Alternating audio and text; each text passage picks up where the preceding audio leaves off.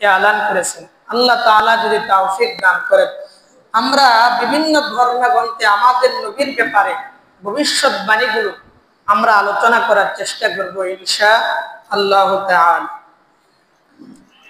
পৃথিবীতে আল্লাহ পাক রব্বুল আলামিন মানব জাতিকে হেদায়েতের লক্ষ্যে মানুষকে আল্লাহর দিকে ফিরানোর জন্য, আল্লাহমুখী করার জন্য, আল্লাহ পাক রব্বুল আলামিনের পরিচয় যাতে মানুষ পায়, এজন্য আল্লাহ তাআলা ছোট বড় মোটামুটি আল্লাহ পাক রব্বুল আলামিন 104খানা কিতাব আল্লাহ তাআলা অবতীর্ণ করেছেন। এটা আমরা সবাই জানি।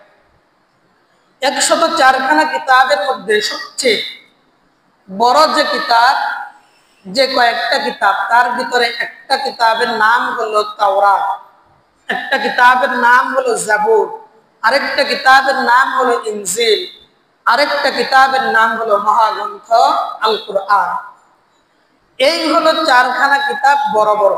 আর বাকি 100 সহিফা, কোন নবীকে 10টা, কোন নবীকে আল্লাহ তাআলা 30টা, কোন নবীকে 33, 35 এভাবে বর্ণনা পাওয়া যায়। তো প্রত্যেক নবী, বিভিন্ন নবীকে আল্লাহ পাক রব্বুল আলামিন কিছু কিছু সংখ্যায় আল্লাহ তাআলা কিতাব দিয়েছেন। কিছু নবীকে আল্লাহ পাক রব্বুল আলামিন কিতাব দেন নাই। আল্লাহ কিতাব ছাড়া তাকে দুনিয়াতে প্রেরণ করেছেন।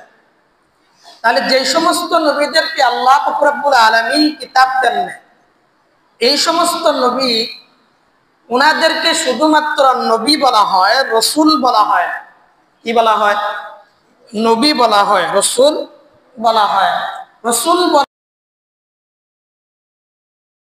হয় তাদেরকে যাদেরকে কিতাবও দিয়েছেন, নতুন শরীয়ত আল্লাহ তাআলা দিয়েছেন। এজন্য আল্লাহ পাক রব্বুল আলামিন যত নবী দুনিয়াতে প্রেরণ করেছেন, এই সমস্ত নবীর ভিতরে 4 জন নবী হলো জলিলুল কদর, বড় বড় নবী, যাদের মর্যাদা অনেক বেশি। এর ভিতরে একজন নবী হলো হযরতে মূসা আলাইহিস সালাতু ওয়াস সালাম, আরেকজন নবী হলেন হযরতে দাউদ আলাইহিস সালাতু ওয়াস সালাম, আরেকজন নবী হলেন হযরতে ঈসা আলাইহিস সালাতু ওয়াস সালাম, আর সর্বশেষ নবী হলেন নবীজি মুহাম্মদুর রাসূলুল্লাহ সাল্লাল্লাহু আলাইহি ওয়াসাল্লাম।